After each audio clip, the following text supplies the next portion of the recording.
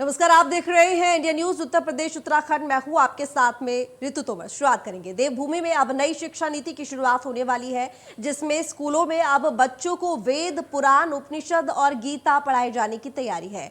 स्वास्थ्य मंत्री धन सिंह रावत, जो कि राज्य के शिक्षा मंत्री भी हैं, उनका कहना है कि राज्य में नई शिक्षा नीति को जल्द लागू किया जाएगा और अब मुगलों का नहीं बल्कि भारतीय ज्ञान व भारतीय महापुरुषों, वीरों की गाथाएं पढ़ाई जाएंगी।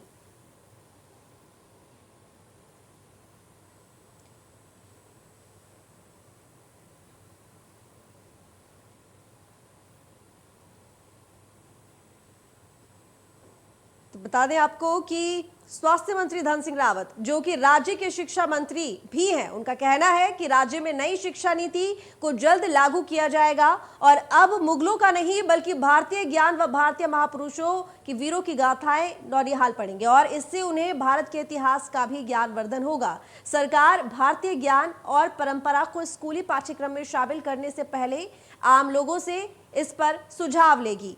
शिक्षा मंत्री ने कहा कि नई शिक्षा नीति के तहत पाठ्यक्रम तैयार करने के लिए 2 मई को विभागीय अधिकारियों की बैठक बुलाई गई है और इस बैठक में इस पर भी मंथन किया जाएगा। तो नई शिक्षा नीति लागू करने वाला पहला प्रदेश बन जाएगा उत्तराखंड और अब उत्तराखंड के स्कूलों में बच्चों को वेद और पुराण का ज्ञान भी दिया जाएगा, इसकी शिक्षा भी दी जाएगी। तो स्कूलों के पाठ्यक्रमों में अब जल्द ही बदलाव देखने को मिलेगा। और वहीं पर आपको बता दें कि शिक्षा मंत्री धन सिंह रावत ने कहा है कि अब मुगलों का नहीं बल्कि अपने वेद, पुराण और उपनिषदों का ज्ञान होगा हमारे प्रदेश के बच्चों को, हमारे देश के बच्चों को। तो अब एक जल्दी ही बड़ा बदलाव देखने को मिलेगा। आपको बता दें, नई शिक्षा नीति जिसका ऐलान किया गया था कुछ साल पहले, लेकिन वहीं पर अगर लागू करने की बात करें, क्योंकि 2020 में इसका ऐलान किया गया था, लेकिन शुभारंभ हो चुका है इसका और ऐसे में अब जो पहला प्रदेश बनेगा इस शिक्षा नीति को लागू करने वाला, तो वो उत्तराखंड बनेगा।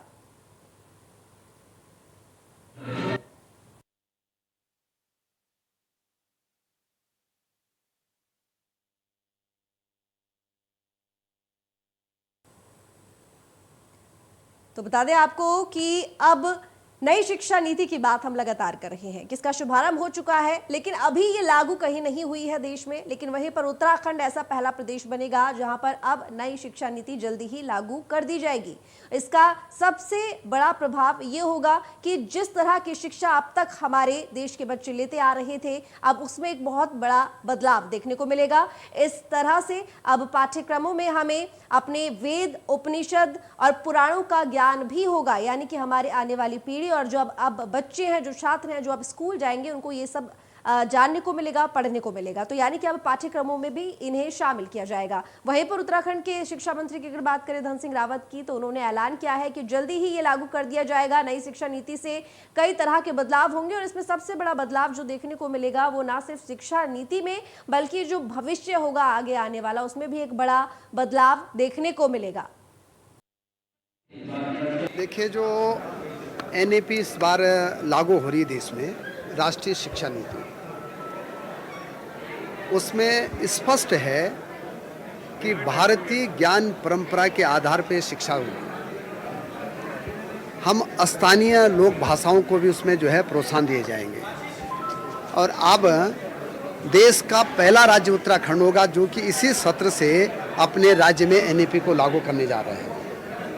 आजकल कैरिकुलम की तैयारियां चल रही हैं और मैंने ये कहा है कि हम अपने पाठ्यक्रमों में, कैरिकुलम में ये व्यवस्था बनाएंगे कि हमारा बच्चा जो है उत्तराखंड का इतिहास भी पढ़ेगा, यहाँ का भूगोल भी पढ़ेगा और वेद और उपनिषद और रामायण का जो है उसका भी समावेश जो है अपने हम कैरिकुलम में रखेंगे।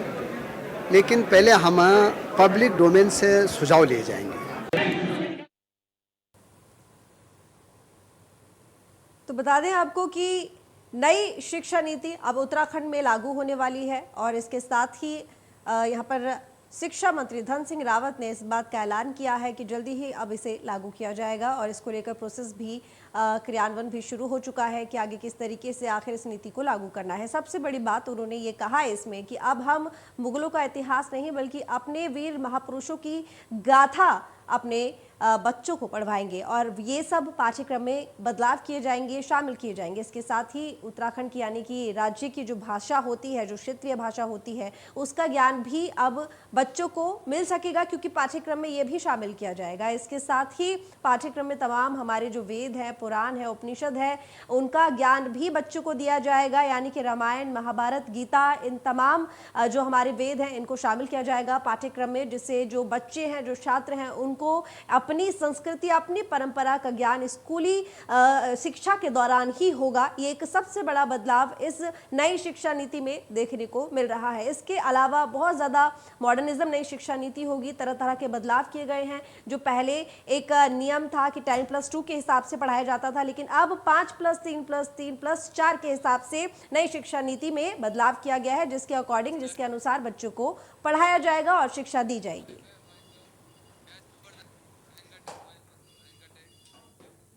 तो चर्चा की शुरुआत करेंगे। तमाम मेहमान हमारे साथ जुड़ चुके हैं। महंत लोकेश दास जगन्नाथ धाम हरिद्वार से हमारे साथ जुड़े हुए हैं। स्वागत है आपका लोकेश जी इंडिया न्यूज पर। नवीन ठाकुर प्रदेश प्रवक्ता बीजेपी के हैं, हमारे साथ जुड़े हुए हैं। स्वागत है आपका नवीन जी इंडिया न्यूज पर। और आरपी रतूड़ी प्रदेश प्रवक्ता कांग्रेस के, ये भी हमारे साथ जुड़े हुए हैं। रतूड़ी जी आपका स्वागत इंडिया न्यूज पर। चलिए, सबसे पहले मैं आरपी रतूड़ी जी आपके पास ही आती हूँ, क्योंकि नई शिक्षा नीति लागू करने वाला पहला प्रदेश अब उत्तराखंड बनने वाला है। क्या कुछ प्रतिक्रिया इसको लेकर आपकी? नहीं, स्वागत है, करें तो, पर नीति के साथ नियत भी साफ होना। क्या धन सिंह साहब सबसे पहले ये चिंता करेंगे जो 3000 स्कूल पहाड़ों में बंद कर दिए हैं, उनमें क्या नीति चलाएंगे? क्या जब नियत ही बंद करने की है तो नीति कहाँ से आएगी लागू? आप बताएं, क्या गुरुकुल पद्धति पहले से नहीं है? हमारे ऋषिकुल पद्धति है, गुरुकुल पद्धति है, ये तो पहले से है।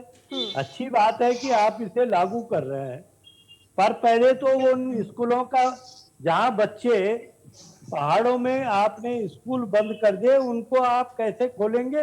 अरे प्राइमरी का बच्चा जो बगल के गांव में जाता था, अपने गांव में जाता था, वहां आपने स्कूल बंद कर दिया, अब उसको 4 किलोमीटर जाना पड़ रहा है।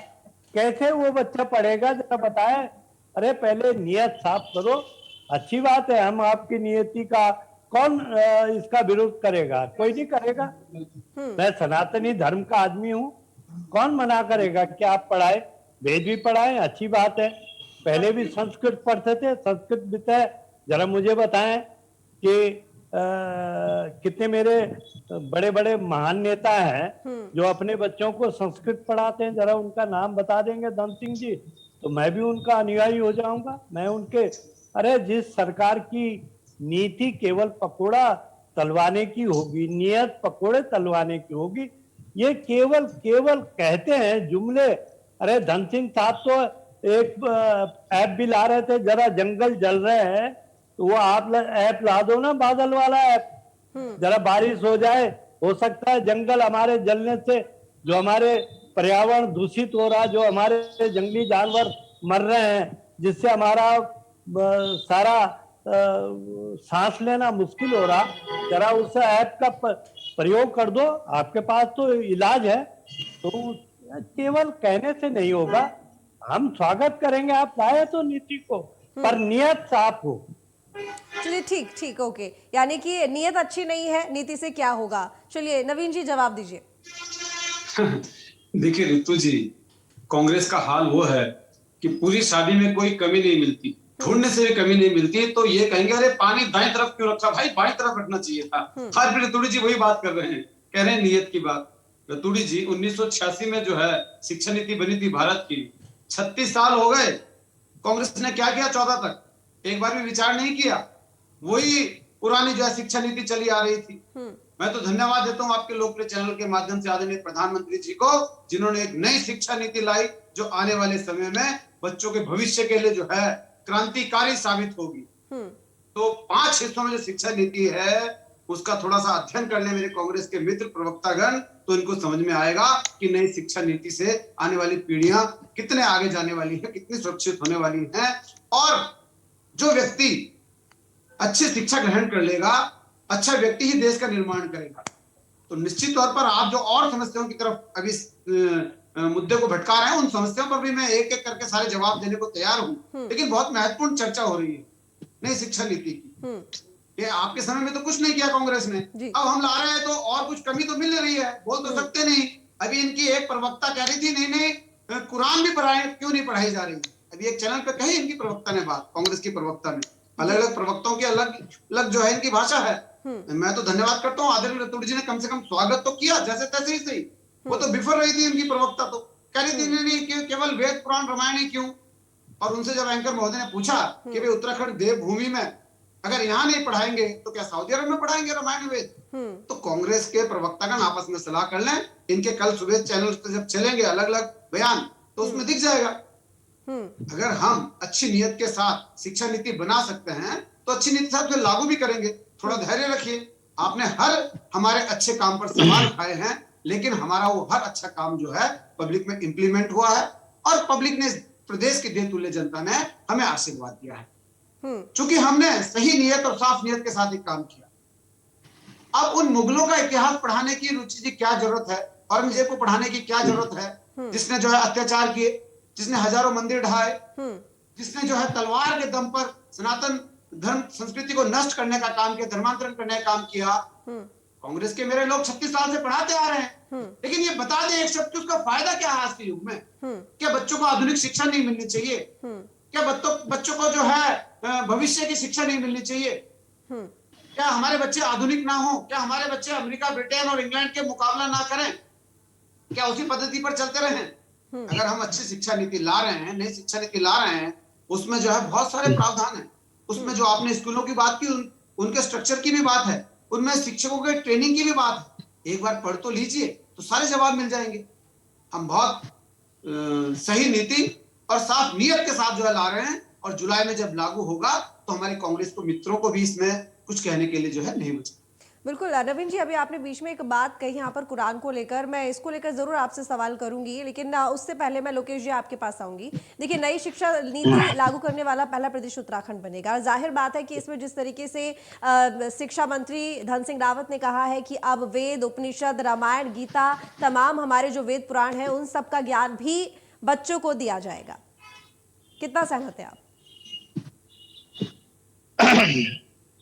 इसमें सहमति की तो कोई विषय नहीं है। हमारे हिंदुस्तान में हिंदुओं का जो वेद है, पुराने, हमारी जो शिक्षा है, जब मुगल आए थे, जब कब किसी देश को हम जो सबसे पहले हमें आर्थिक रूप से तोड़ा गया, फिर हमारी जो संस्कृति थी उसको मुगलों ने तोड़ा था। और मोदी सरकार के आने से ये बहुत फायदा हो रहा है कि हमारी जो नीतियां थी, जो हमारी संस्कृति थी, और जैसे हमारे ऋषि मुनियों ने हमें वेद की शिक्षा दी थी, और आज पूरा देश योग को भी अपना रहा है। तो मुझे लगता है कि ये पूरे उत्तराखंड से प्रारंभ हुआ, क्योंकि हमारी देवभूमि है, यहाँ पर हमेशा देवताओं को वास रहा है। तो मैं कहता हूँ ये उत्तराखंड से प्रारंभ हुआ है।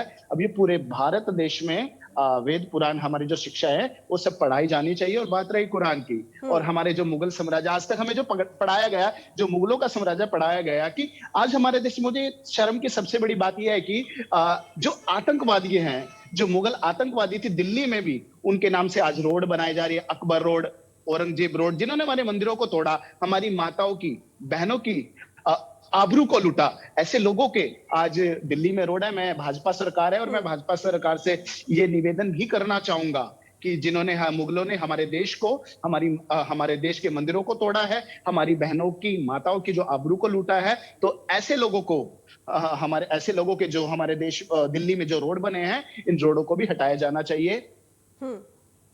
बिल्कुल लोकेश जी, चलिए ये तो ठीक है, आप रोड की बात यहाँ पर कर रहे हैं कि जिन लोगों ने हमारे देश के साथ ठीक नहीं किया तो उनको यहाँ पर इतना सम्मान क्यों, लेकिन कुरान की बात आप कर रहे थे, इसमें कुरान का क्या कनेक्शन उन लोगों से? देखिए, मैं कह रहा हूं कि जिन भी लोगों ने बोला है, मुझे समझ नहीं आता ये कांग्रेस पार्टी के प्रवक्ताओं में क्या प्रॉब्लम है। इनको जब हिजाब की बात होती है तो ये सबसे पहले बोलने आ जाते हैं, कुरान की बात होती है तो ये सबसे पहले बोलने आ जाते हैं। ये मतलब मुझे लगता है कि लोकेश जी, जिस तरीके से हम अगर अपनी बात करें तो हिंदू धर्म में, सनातनी धर्म में जो हमारी पवित्र ग्रंथ हैं वो रामायण है, गीता है, तमाम वेद है, उपनिषद है, इसी तरह कुरान भी है जो कि मुस्लिम धर्म की एक होली बुक है।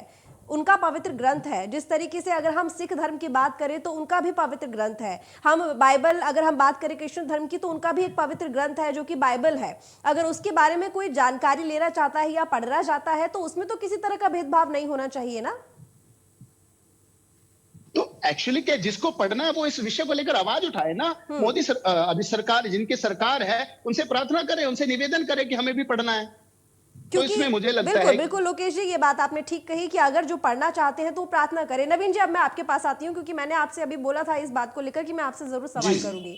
आपने अभी थोड़ी देर पहले कहा कि कांग्रेस के एक प्रवक्ता है जिन्होंने कहा कि भाई कुरान को लेकर क्यों नहीं बात कर रहे हैं आप सिर्फ वेद उपनिषद की बात कर रहे हैं। इसको थोड़ा आप स्पष्ट कीजिए कि क्यों कुरान में क्या आप क्या चाहते हैं कि कुरान पढ़ने की इजाजत हमारी जो नई शिक्षा नीति है उसके अकॉर्डिंग नहीं होनी चाहिए। हालांकि ये राज्यों के ऊपर डिपेंडेंट है कि वो अपने अकॉर्डिंग क्या शामिल करना चाहते हैं, क्या नहीं शामिल करना चाहते हैं, वो कर सकते हैं। लेकिन फिर भी क्या कुरान क्या सिर्फ और सिर्फ हमारे मुगलों से जुड़ा हुआ ग्रंथ है? वो किसी धर्म का ग्रंथ नहीं है। नहीं, देखिए, भारतीय जनता पार्टी सब धर्मों का और उनके ग्रंथों का सम्मान करती है और हमने ये नहीं कहा कि कुरान नहीं पढ़ी जानी चाहिए। मैंने केवल उदाहरण दिया कि अभी कांग्रेस के एक प्रवक्ता ने कहा कि कुरान क्यों नहीं, जोड़ देकर जो है हमेशा ये कहते हैं। हमने कहा, हमारे माननीय मंत्री जी ने भी कहा, मैं आदरणीय स्वामी जी की बात से 100% सहमत हूं कि लोग आवाज उठाएं। देखिए, अभी इसको लागू नहीं कर रहे हैं। हमने कहा कि हम अभिभावकों से बात करेंगे, हम पब्लिक डोमेन में जाकर सुझाव मांग रहे हैं और ये निर्भर करता है जिसको जो विषय लगता है कि होना चाहिए, कांग्रेस के लोग करें मांग।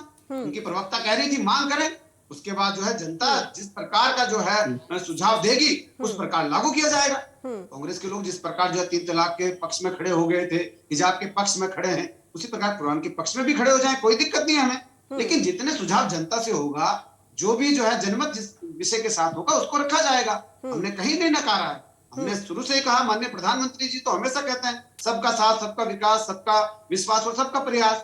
हम जब वहां से 2-2 हजार रुपए भेजते हैं किसान सम्मान निधि के, तो हम पूछते नहीं कि वो हिंदू है मुस्लिम है, हम केवल किसान देखते हैं। जब हमने 14 करोड़ शौचालय बनाए तो हमने नहीं पूछा कि हिंदू का है मुस्लिम का, हमने सबके बनाए। और जब हमने 40 करोड़ जनधन खाते इस देश में खोले तो आप ऋतु जी हैरान रह जाएंगी, सबसे ज्यादा खाते भी हमारे मुस्लिम भाइयों के खोले गए, क्योंकि कांग्रेस केवल और केवल मुस्लिमों के साथ राजनीति करती आई, वोट बैंक करती आई। मुस्लिम भाइयों का भी बराबर का हक बनता है ना नवीन जी। बिल्कुल 100%। तो अगर वेद पुराण उपनिषद पढ़ाए जाएंगे और अगर उनकी मांग होगी तो कुरान और फिर बाइबल भी पढ़ाई जाएगी। बिल्कुल, हमने माननीय मंत्री जी ने स्पष्ट कहा है कि सुझाव मांगेंगे पब्लिक डोमेन में जाके, कहां पर कितनी, अब उत्तरकाशी में 1000 बच्चे हैं और वहां पर एक भी बच्चा हमारा जो है सिख समुदाय से नहीं, अल्पसंख्यक समुदाय से नहीं, वहां पर कुरान लगा के क्या करेंगे? एक शिक्षक को बिठा के रखेंगे क्या पूरे महीने? बिल्कुल। तो इस प्रकार सुझाव मांगे जाएंगे और जहां जरूरत होगी वहां पर जो है शिक्षा दी जाएगी। इस देश में सबको शिक्षा का अधिकार है। इस देश में कुरान के लिए जो है मदरसे लगातार जो चल रहे हैं, सरकार अनुदान देती है मदरसों को, क्या सरकार नहीं देती? सरकार लगातार अनुदान देती है। लेकिन आज अभी जो है गुरुकुल की जो पद्धति भारत में थी, दुर्भाग्य से समाप्ति की ओर है और कोई जो है सरकार की तरफ से अनुदान नहीं दिया जा रहा है। हमारे यहाँ तो लगातार मदरसों को अनुदान दिया जा रहा है और कितने फर्जी मदरसे बंद भी हुए हैं। जब आधार से लिंक किए तो आपने देखा कि कितने फर्जी मदरसे जो है कांग्रेस के शासन काल में कांग्रेस ने केवल और केवल जो है पैसा बनाने के लिए रजिस्टर्ड कर रखे थे, इनको अनुदान मिल रहा था। जैसे हमने आधार से लिंक किए, जो असली में है, जो शिक्षा दे रहे हैं, उनको अनुदान देने में कोई दिक्कत नहीं है। सरकार दे रही है, हम उसमें जो है उनको आधुनिकीकरण की ओर भी ले जा रहे हैं। हम उसमें आधुनिक शिक्षा भी सम्मिलित करना चाहते हैं। आरोप है कि भाई तमाम पहाड़ी इलाकों में स्कूल बंद पड़े हैं, पहले आप स्कूल तो खोल लीजिए, उसके बाद आप यहाँ पर नीति लागू कर दीजिएगा। जी, उसका भी मैं जवाब दे दूं। धन्यवाद, आपने याद दिला दिया। बहुत सारे विषय आगे थे। देखिए ऋतु जी, जो स्कूल बंद हुए, एक बार जो है ऋतु जी सर्वे कर लें इसका। ये वो स्कूल बंद हुए ऋतु जी कि जहां पर जो है केवल राजनीतिक कारणों से हरीश रावत जी ने 10 लोग आए और एप्लीकेशन दी, हरीश रावत जी ने साइन कर दी, हाँ जी मान्यता दे दी। कोई सर्वे नहीं किया कि वहां पर बच्चे कितने हैं, वहां पे शिक्षक है कि नहीं है, वहां पर स्ट्रक्चर है कि नहीं है। हमने 190 नए अटल आदर्श विद्यालय स्थापित किए जिनमें जो है सीबीएसई माध्यम से शिक्षा दी जाएगी। हमने सुदूर उन क्षेत्रों में शिक्षकों, नवीन जी सर्वे किसने नहीं किया? कांग्रेस उन विद्यालयों को जो बंद हुए हैं उन पे सर्वे कर ले कि वहां छात्र कितने थे। इन्होंने, मैंने कहा राजनीतिक दृष्टिगत, हरीश रावत जी के पास 10 लोग पहुंचे कांग्रेस के कि यहाँ पर जो है विद्यालय खोल दीजिए, उन्होंने जो है अनुमति दे दी। आधे ज्यादा विद्यालय तो कागजों में चल रहे थे इनके। इन्होंने जो है बिल्डिंगों का ध्यान नहीं दिया, इंफ्रास्ट्रक्चर का ध्यान नहीं दिया। इंफ्रास्ट्रक्चर भी तो चाहिए। ठीक, नवीन जी समय कमेंट है, थोड़ी जी से कमेंट ले लेती हूँ उस बात पर। आपने कहा कि स्कूल नहीं है, बल ये देखिए आपको सर्वे करना चाहिए था जब आपकी गवर्नमेंट थी, तो आपने सर्वे नहीं किया। कुछ स्कूल तो ऐसे थे जो थे ही नहीं जमीनी स्तर पर, बल्कि सिर्फ कागजों में ही रह गए। देखो, जब ज्ञान की कमी होती है, खाली बड़बड़ करने से और बकबक करने से कोई, अरे 3,000 स्कूल क्या हरीश रावत जी के कार्यकाल में खुले हैं? जरा ज्ञान, आपने 10 साल, इन्होंने भी सरकार पहले चलाई है। अरे आप ठीक है, आपका कार्यकाल अब और नया शुरू हुआ है, ठीक। तो आप क्या 3,000 स्कूल हरीश रावत जी के कार्यकाल में खुले जो आपने बंद किए? पहले ये ज्ञान करो, अध्ययन करो, अध्ययन आपको करना चाहिए। दूसरा मेरा ये कहना है, अरे काशी हिंदी विश्वविद्यालय किसने बनाया था? किस कार्यकाल में बना था? ये कोई बीजेपी के कार्यकाल में बना? ये हमारे हरिद्वार में ऋषिकुल और गुरुकुल जो हमारे विश्वविद्यालय, ये क्या बीजेपी के कार्यकाल में बने? अरे हमारी नीति पर शक मत करो, हमारी नीति और नियत साफ है। हम कोई पोलराइजेशन के लिए राजनीति नहीं करते हैं। हमने ये कहा, अभी आपने बड़े जोर से कहा कि हमारे किसी प्रवक्ता ने कहा, अरे हमने तो पहले कहा हम सेकुलर सिस्टम के लोग हैं। हम सबका सम्मान, सबका शिक्षा का सम्मान हम भी करेंगे। भाई कोई कुरान पढ़ना चाहे पढ़े, लेकिन अगर उत्तराखंड सरकार या वेद और रामायण पढ़ाना चाहती, मैं स्वागत करूंगा। मैं तो स्वागत करूंगा, कांग्रेस स्वागत करेगी। पर मैंने कहा नहीं कि जिनकी नियत, अरे भाई आप एक तरफ कहते हैं कि हम स्किल्ड इंडिया बनाना चाहते हैं। जल्दी जल्दी बात पूरी कीजिए रतुड़ी जी, समय कम है। नहीं, मैं कह रहा हूँ स्किल्ड इंडिया की बात माने प्रधानमंत्री जी कहते हैं, और बात आप कहाँ ले जाते हो? रोजी रोटी पर टिका हुआ व्यवस्था और सारा शिक्षा का स्तर आप राजनीतिकरण के बजाय आप उनके सुधार की बात करें। चलिए ठीक है, यानी कि राजनीतिकरण हो रहा है, सुधार की बात करनी चाहिए। चलिए ठीक, रतुड़ी जी आपका धन्यवाद चर्चा में शामिल होने के लिए। लोकेश जी आपका भी बहुत धन्यवाद। नवीन जी आपका भी धन्यवाद चर्चा में शामिल होने के लिए। देखिए, नई शिक्षा नीति को लेकर बात हो रही है। उत्तराखंड वो पहला प्रदेश होगा जहां पर ये लागू होगा, लेकिन उससे पहले तरह तरह की सियासत को लेकर यहाँ पर बयान भी सामने आ रहे हैं। खैर, ये देखने वाली बात होगी कि आखिर शिक्षा नीति कब तक लागू हो जाती है। फिलहाल इस चर्चा में इतना ही। देखते रहिए इंडिया न्यूज उत्तर प्रदेश उत्तराखंड।